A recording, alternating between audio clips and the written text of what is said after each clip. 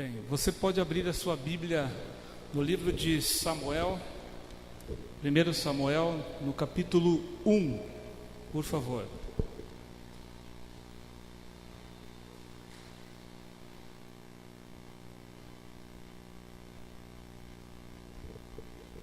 Primeiro Samuel, capítulo 1. Você pode acompanhar a leitura a partir do versículo 9.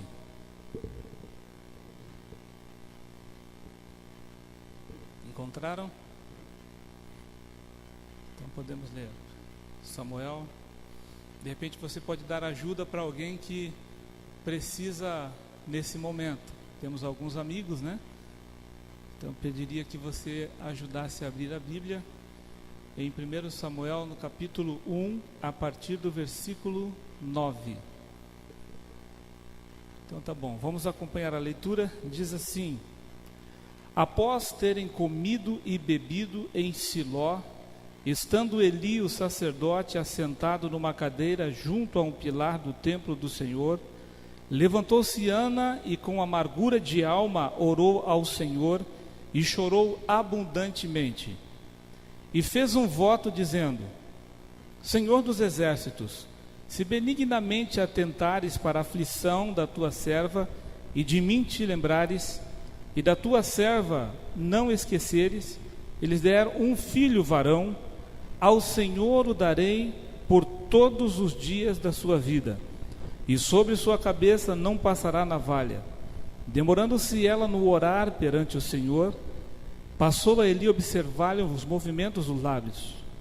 Porquanto Ana só no coração falava, seus lábios se moviam, porém não se lhe ouvia voz nenhuma. Versículo 14.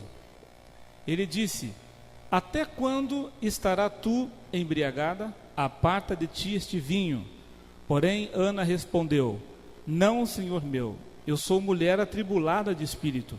Não bebi nem vinho e nem bebida forte, porém venho derramando a minha alma perante o Senhor. Não tenhas, pois, a tua serva por filha de Belial, porque pelo excesso da minha ansiedade e da minha aflição é que tenho falado até agora. Então lhe respondeu Eli: vai-te em paz, e o Deus de Israel te conceda a petição que lhe fizeste. E disse ela: ache a tua serva mercê diante de ti. Assim a mulher se foi seu caminho e comeu, e seu semblante já não era triste. A Bíblia conta a história de uma mulher, e essa mulher estava com um problema muito sério na sua vida. Duas coisas estavam acontecendo com ela. A primeira é que alguma coisa a incomodava no contexto histórico do que ela estava vivendo, Israel. A Bíblia diz que Israel fazia o que bem entendia. No livro de Juízes, o último capítulo de Juízes, o versículo 23 do último capítulo, diz que o povo fazia o que bem entendia. E Ana, entendendo a contexto do que ela estava vivendo, resolveu buscar a Deus em oração. Mas só que o que ela estava pedindo era impossível aos olhos humanos. Ela estava pedindo um filho. E a Bíblia diz que ela era uma mulher estéril, não podia ter filhos. O capítulo 1, de que nós acabamos de ler, diz que tinha uma mulher chamada Penina. E essa mulher tinha filhos com Eucana. E todo ano Eucana ofertava a Deus uma oferta de gratidão por seus filhos. E isto desenvolveu em Ana uma certa inveja de não ter aquilo que poderia ter. E ela resolveu então fazer o que a maioria de Israel não estava fazendo mais. Resolveu orar, buscar a Deus em oração. Porque ela sabia que a única maneira que havia dela receber o seu filho tão sonhado era através de um milagre, algo que Deus poderia realizar na vida desta mulher. No entanto, nós percebemos que quando nós estamos incomodados com algumas questões da vida, e todos os dias nos incomodamos com algumas situações, a melhor forma e a melhor maneira que existe não é reclamar a pessoas, é reclamar a Deus. Não é questionar e até mesmo duvidar de Deus, mas é confiar que nele nós podemos ter aquilo que nós necessitamos de acordo com a vontade que ele tem para a gente. E um outro ponto muito importante na história de Ana é que ela estava pedindo algo para ser utilizado nas mãos de Deus. É o contrário do que pedimos muitas vezes, né? Porque às vezes a gente pede algumas coisas para o nosso próprio bem-estar, para aquilo que a gente quer, para as nossas necessidades, ou até mesmo para mostrar para outras pessoas aquilo que não temos. Alguém disse que o maior erro do ser humano é mostrar para outras pessoas aquilo que nós não temos. Esse é o maior erro. Só que Ana não estava vivendo nesta realidade. O que ela queria era ter um filho para ser utilizado nas mãos de Deus, para que Deus pudesse realmente mudar a história de Israel através deste menino. Foi então que ela começou a jejuar, que ela começou a orar, começou a derramar a sua alma perante o Senhor, e então entender que só em Deus poderia ter respostas a estes sonhos. E isso demonstra que, no contexto do que nós vivemos nessa história do Israel espiritual, porque hoje nós também vivemos diante do Israel espiritual, são muitas provas que passamos no nosso dia a dia, são muitas situações que nós vivemos no dia a dia, né? Mas nós precisamos ter a certeza de que Deus está no controle. Deus está no controle. Nada do que nós vivemos hoje passa desapercebido dos olhos de Deus. Tudo está sob controle. O que não está no controle é a nossa maneira de enxergar e de ver como Deus atua. Isso não está. Porque nós somos imediatistas, né? Nós queremos que Deus haja de acordo com aquilo que a gente quer, com a necessidade, imediatamente. Num abrir e piscar de olhos, nós queremos que Deus desenvolva aquilo que a gente quer. Aquilo que a gente quer. E quantos milagres Deus já fez, já realizou, para demonstrar que não estamos sozinhos, mas assim mesmo continuamos, né? Duvidando daquilo que Deus pode realizar. Um dia desses, uma jovem senhora que tinha desejo de ter filhos, resolveu fazer uma oração. Ela não podia ter filhos, impossível ter filhos. E quando ela foi conversar com o médico disse o seguinte: olha, você não pode ter filhos, nem que Deus queira. Ele disse isso. Nem que Deus queira. E ela saiu daquele consultório muito triste e pensativa. Saiu pensativa. Como pode uma coisa dessas? Um homem dizer: nem que Deus queira você poderá ter filhos. E ela começou a orar incessantemente para que Deus pudesse então reverter a situação e para que fosse um testemunho. E ela ficou incomodada com aquilo. E essa moça tinha uma amiga, e a amiga também tinha desejo de ter filhos. Planejou o seu filho. E então engravidou, essa outra amiga, engravidou.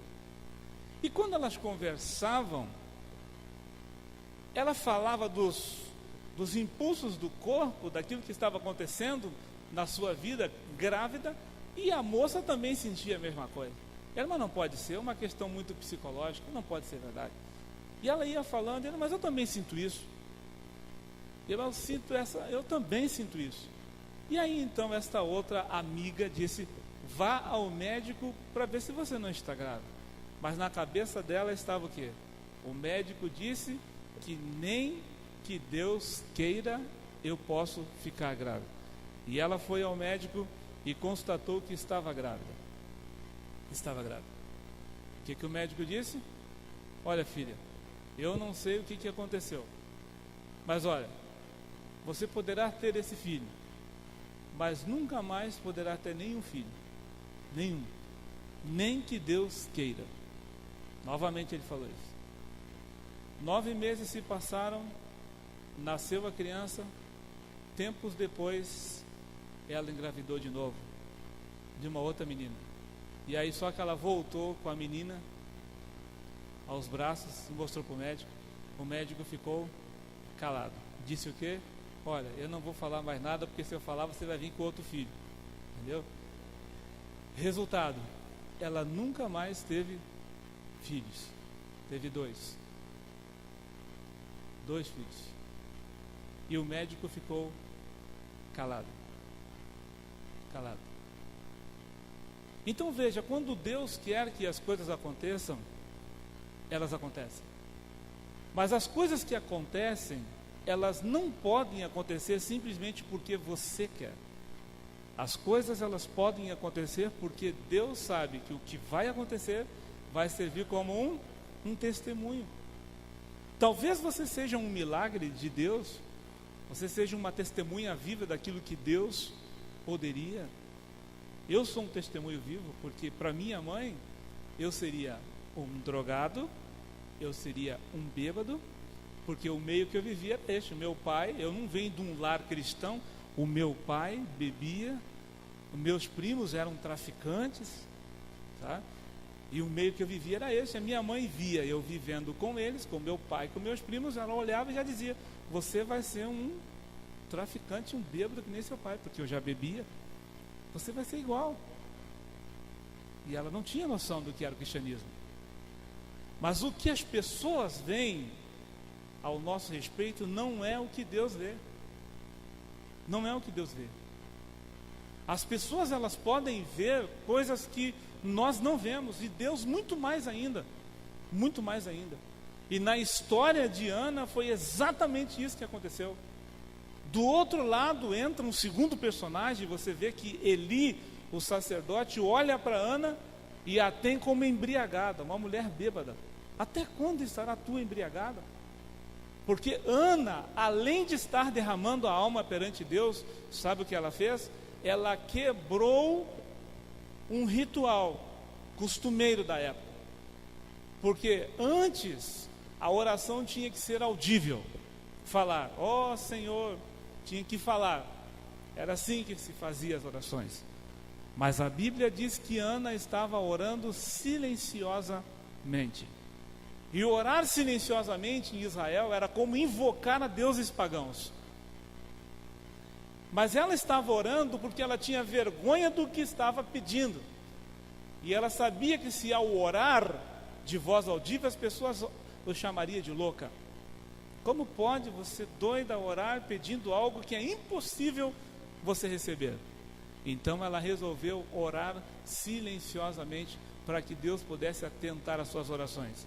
E Eli, o sacerdote, a teve por embriagada. Veja que existem dois contextos, né? O primeiro contexto é quando você está diante de Deus, derramando a sua alma perante Deus.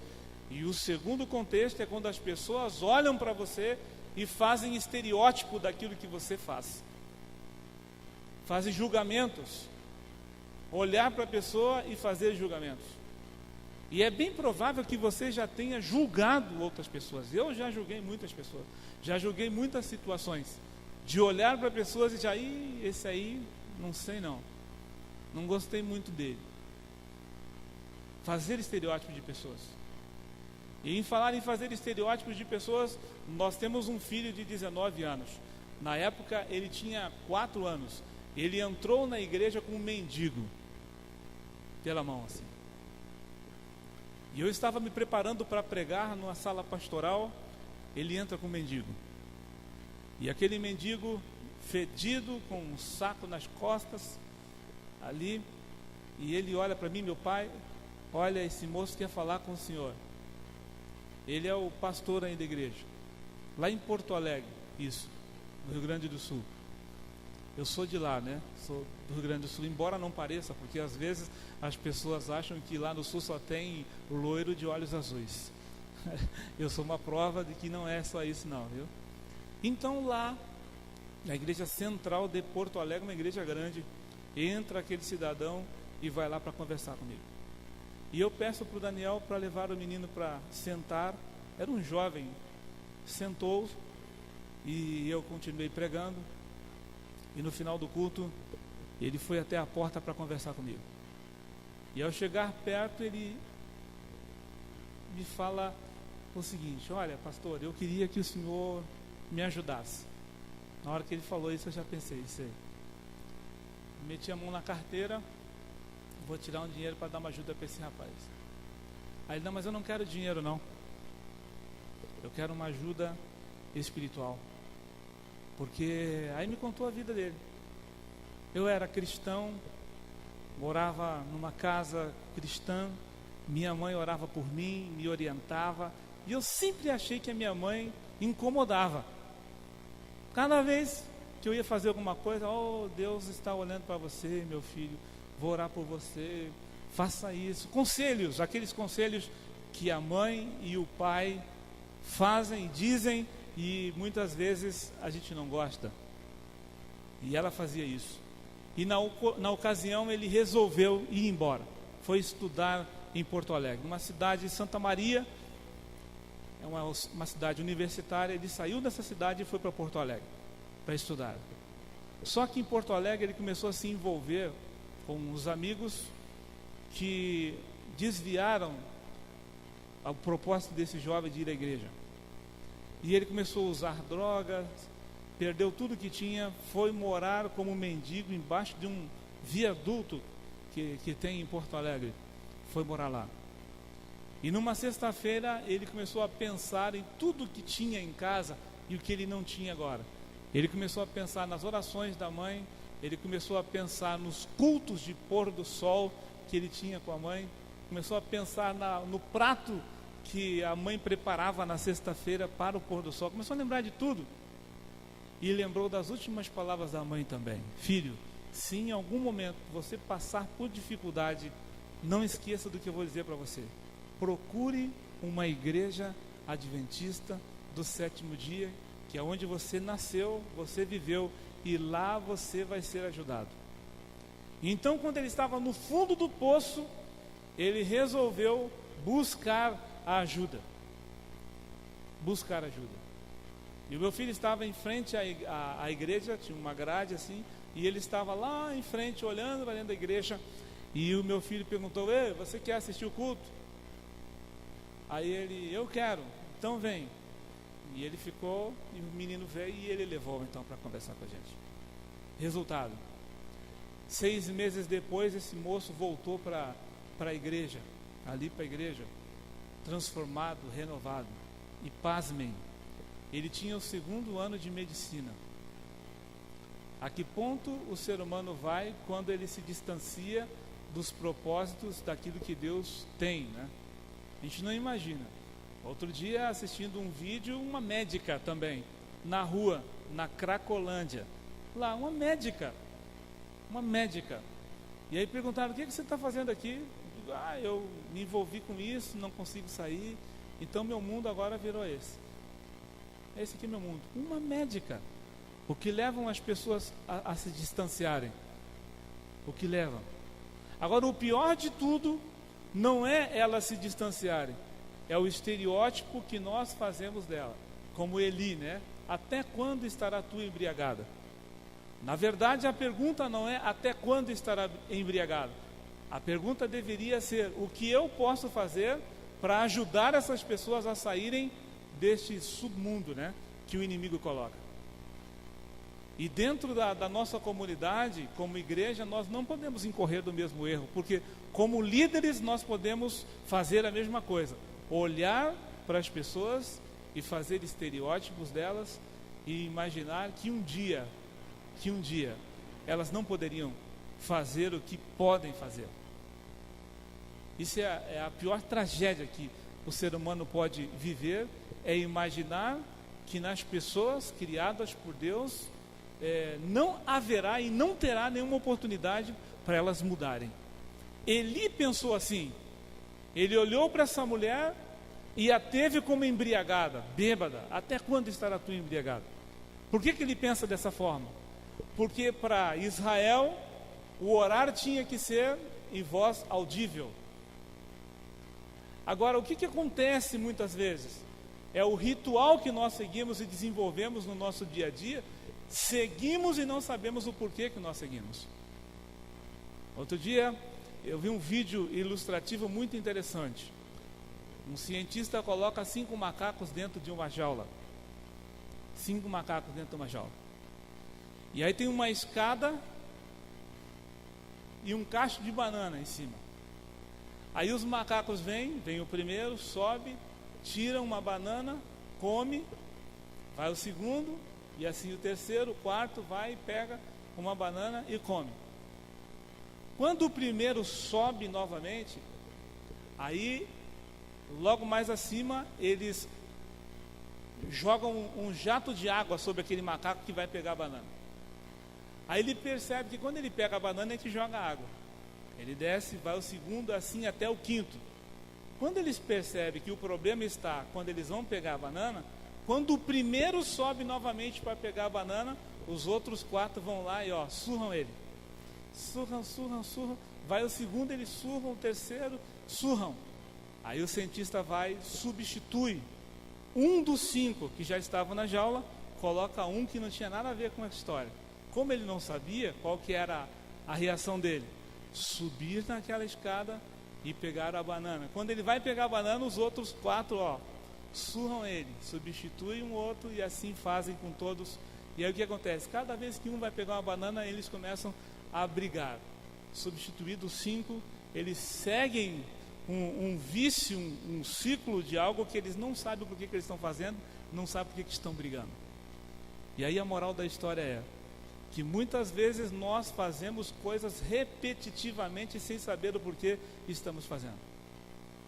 Um dia alguém fez, eu faço, então eu vou fazer sempre porque um dia alguém fez, mas nunca paramos para pensar, por que que eu estou fazendo, ou por que que eu estou agindo dessa determinada maneira.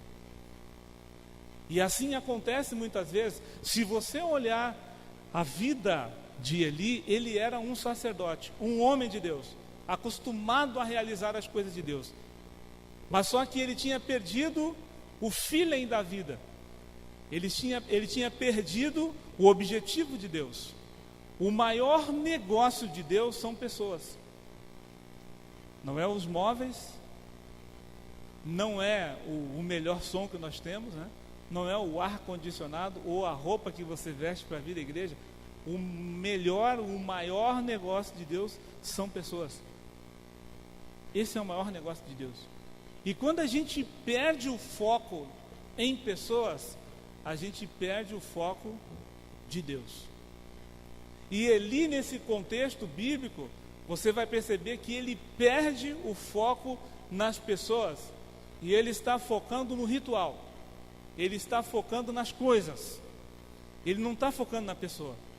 A ponto de não poder entender o que é uma pessoa derramar a alma perante o Senhor. O que você faria se nesse exato momento entrasse na igreja um bêbado aqui e começasse a incomodar? Qual seria a sua reação? O que você faria se entrasse uma prostituta aqui na igreja, embriagada ou drogada, entrasse e se assentasse aqui na frente? Qual seria a sua reação? O que você faria se entrasse alguém aqui desesperado dizendo: olha, tem alguém me perseguindo, meu marido está me perseguindo, nós brigamos e ele quer me matar e tal? O que você faria? Olha, amigos, com licença, aqui não é o seu lugar. O que você faria? Pois quando nós olhamos a vida de Eli, é exatamente isso que ele está fazendo. Ele está fazendo um estereótipo de alguém que está derramando a alma perante Deus, porque ele está preocupado mais com o ritual do que com uma pessoa. E o grande problema que nós podemos viver como igreja é estarmos preocupados mais com as coisas, com o ritual, do que com as pessoas. Nós não podemos fazer isso. Se você tiver que deixar de assistir um culto no sábado para atender a necessidade de uma pessoa, você poderá estar realizando o maior culto da sua vida. Porque mesmo assim, às vezes a gente está tão acostumado em participar num culto na igreja, que acha que vir ao culto, participar do culto, é mais importante do que estar visitando alguém que tem uma maior necessidade. Não sei se você já parou para pensar nisso. Teve um sábado em uma das minhas igrejas, quando era pastor, eu fiz um levantamento de quantas pessoas nós tínhamos que não estavam mais vindo à igreja. E aí nós tínhamos um bom número de pessoas. Dividimos a igreja em grupos, e entregamos o endereço para essas pessoas. O culto do sábado da manhã, eles não sabiam o que ia acontecer. O culto do sábado da manhã, de manhã, foi diferente. Eles saíram dali com os endereços dessas pessoas e foram visitar, chegaram na casa, e o testemunho que eles trouxeram depois para a igreja foi maravilhoso, foi fantástico, porque foi surpreendente, e muitas dessas pessoas voltaram, participaram da igreja, porque acharam que a igreja estava mudando, as atitudes da igreja estavam mudando. Por quê?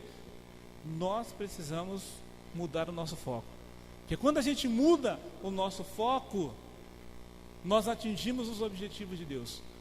Porque hoje nós estamos vivendo mais em função de nós mesmos do que em função dos outros. E se nós analisarmos no capítulo 2 do mesmo livro, você vai perceber a partir do versículo 10 que os filhos de Eli, eles já não estavam fazendo o que deveriam fazer. Qual que é o problema? O problema é que Eli, ele estava preocupado com os outros, mas não estava preocupado com a sua própria família.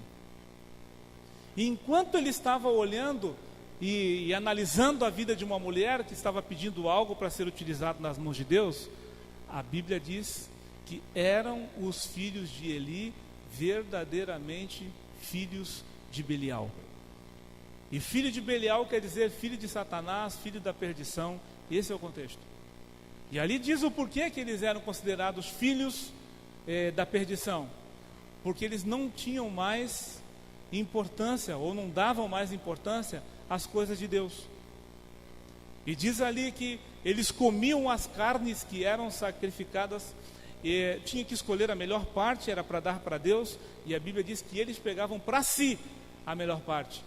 Se prostituíam na porta do templo.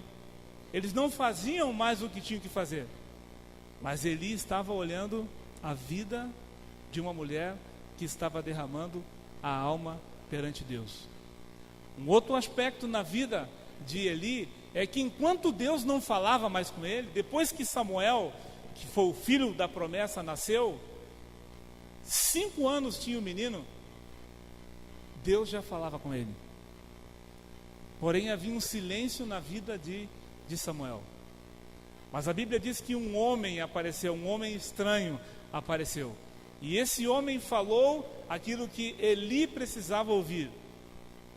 E sabe que Deus, ele levanta pessoas do nada para dizer aquilo que a gente precisa ouvir, para que em algum momento a gente desperte de um sono espiritual que a gente não consegue perceber, mas para a gente poder viver o que realmente precisa viver. E ele então abriu os olhos. Mas quando ele abriu os olhos, ele percebeu que tudo estava perdido.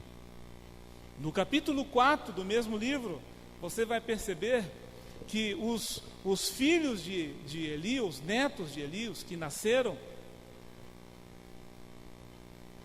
foi uma demonstração daquilo que Deus queria desenvolver, não por aquilo que Eli escolheu, mas por aquilo que os filhos dele escolheram. E ali diz que os filisteus destruíram completamente e morreram. Os filhos de Eli morreram. E nasceu um neto. E o neto que nasceu, você sabe, né? Icabode, nasceu um neto.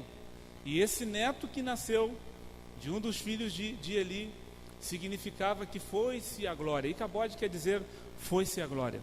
A glória de Deus havia se acabado diante daquilo que ele tinha planejado. E do outro lado da história, Deus estava cumprindo com um propósito através da vida de Ana, na oração que ela tinha feito a Deus, e o resultado foi que nasceu um filho, e esse filho nasceu para virar a chave daquilo que estava acontecendo com Israel. Eles não ouviam mais as orientações de Deus, mas Deus começou a falar através desse menino. que fez uma grande diferença. A história registra o que Deus fez, mas ao mesmo tempo que a história registra isso, há uma demonstração de duas classes de pessoas que vivem no mundo, né? Nesse contexto do mundo que nós vivemos. Aqueles que têm conhecimento do que podem e devem fazer e buscam em Deus essas orientações, mas do outro lado existem aqueles que vivem criticando, aqueles que criticam. Na verdade, nós precisamos criticar menos e fazer mais, porque quanto menos a gente critica, mais a gente faz. E essa é uma das grandes lições que a Bíblia apresenta na história e na vida de Ana, como um tipo de Israel. Porém, Israel não fazia o que deveria de fazer, mas nós estamos fazendo o que devemos fazer, tendo a convicção de que em Jesus nós podemos ter o que precisamos. No entanto, hoje nós vivemos diante de um grande conflito. É um conflito tremendo no nosso dia a dia. E a gente precisa definir algumas coisas. Primeiro, definir o que nós vamos fazer para que Deus possa realmente usar os nossos mecanismos para o benefício próprio, o nosso próprio benefício, mas ao mesmo tempo para beneficiar outras pessoas. O segundo aspecto é jejuar, orar, clamar a Deus e reclamar menos. Porque nós reclamamos muito e oramos muito pouco. Se a gente orasse o tanto que reclama, nós teríamos muito mais bênçãos. Muito mais bênçãos. Mas a gente reclama muito e recebe muito pouco. E Deus, Ele quer nos ajudar a termos uma percepção diferenciada. Você sabe que enquanto Ana estava jejuando, sabe o que Israel fazia? Eles comiam e bebiam de dia e de noite, porque para eles comer fazia parte da adoração. Eles já não oravam mais. E nós corremos o mesmo risco hoje, né? De comer mais, e as nossas reuniões são regadas de comida, já viu isso? Sempre que a gente faz alguma reunião, sempre tem o quê? Tem comida. Sempre tem comida. Israel, enquanto reunia, comia. E se esquecia de quem? E esquecia de Deus. Não quero dizer com isso que comer é pecado. Não é pecado comer. Até porque eu vou almoçar na casa de alguém hoje aí, e eu vou comer. Eu vou comer. O problema não está em comer.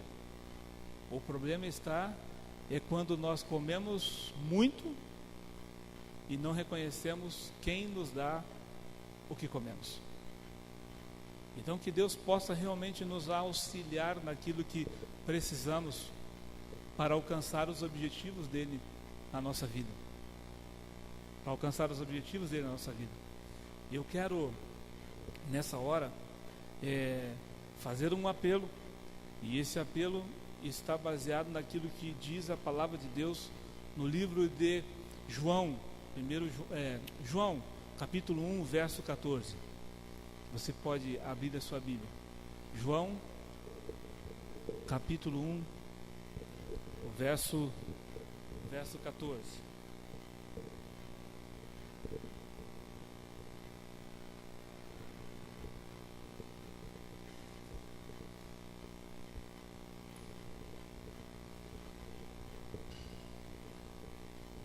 Alguém pode ler para a gente esse texto? João, capítulo 1, verso 14. Por favor.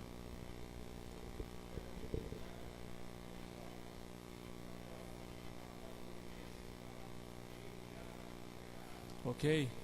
A Bíblia diz que o Verbo se fez carne e habitou entre nós, cheio de graça e de poder. O que isso quer dizer? Que a palavra se encarnou. Jesus Cristo se encarnou. E o fato de Cristo ter se encarnado, ter descido aqui na terra, foi uma demonstração clara de que o céu tem interesse pela terra. Porque o céu simplesmente poderia olhar à distância Mas o céu resolveu se envolver no contexto de pecado que nós vivemos, e através deste envolvimento pessoal de Jesus Cristo, hoje nós temos uma garantia. E a garantia está no texto que o irmão acabou de ler. A graça de Cristo. E a graça de Cristo é o quê? É o favor imerecido. Aquilo que você e eu não merecemos, Jesus pagou.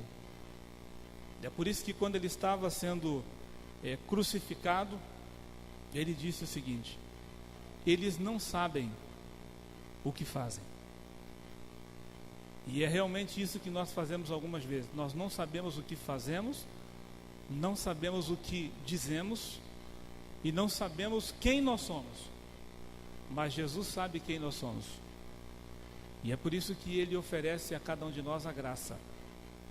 E a graça é o que impulsiona o ser humano a entender que sem Deus, sem Jesus, nós não somos nada. E a desgraça do povo de Israel no passado se deu porque eles não tinham mais a Deus.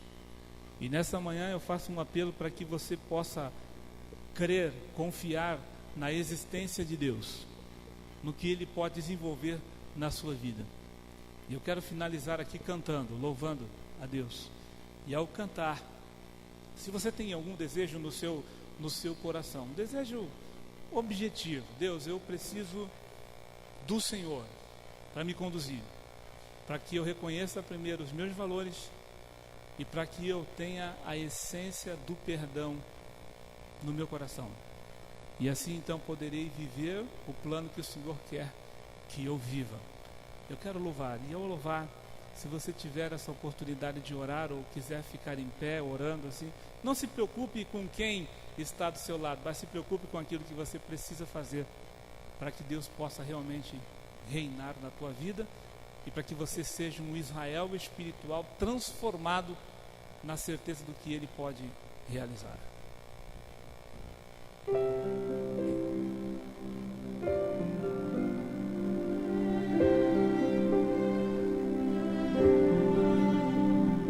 A graça é um ponto de encontro, lugar onde os fardos se espalham no chão, onde todo que chega cansado, tranquilo, descansa o seu coração. A graça se explica em uma cruz. Lá eu posso entender o que o céu me traduz. A morte era minha sentença, mas agora sou livre em Jesus.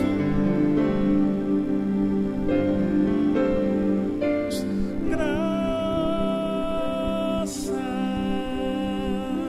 simples assim, perdão se recebe, se aceita. Pecado não se explica, pecado se paga, e Cristo pagou por mim.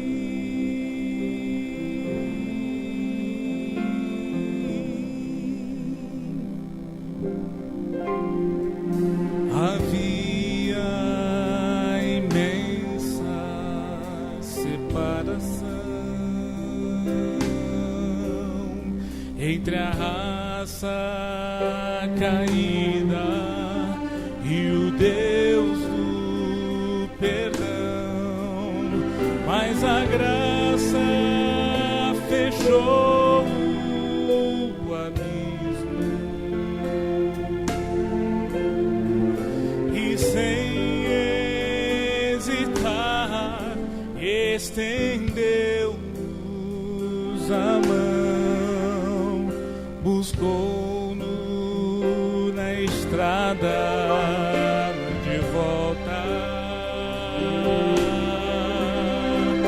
na casa do Pai, onde iremos morar, nos dá esperança que move, dá certeza que Cristo em breve virá.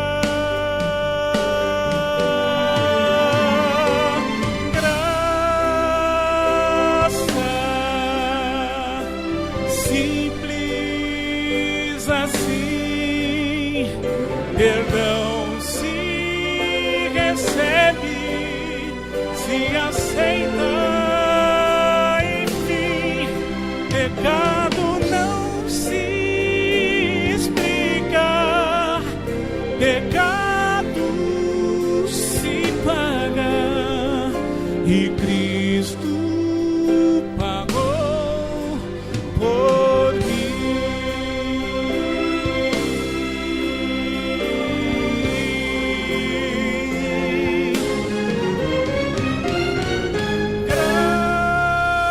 Graça simples assim, perdão se recebe, se aceita, enfim, pecado não se explica, pecado se paga e Cristo pagou por mim,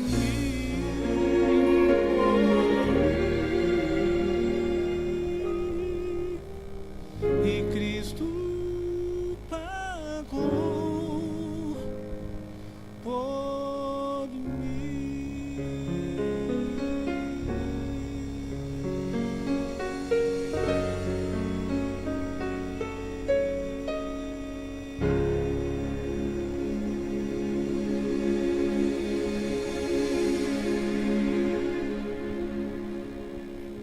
Querido Deus, nós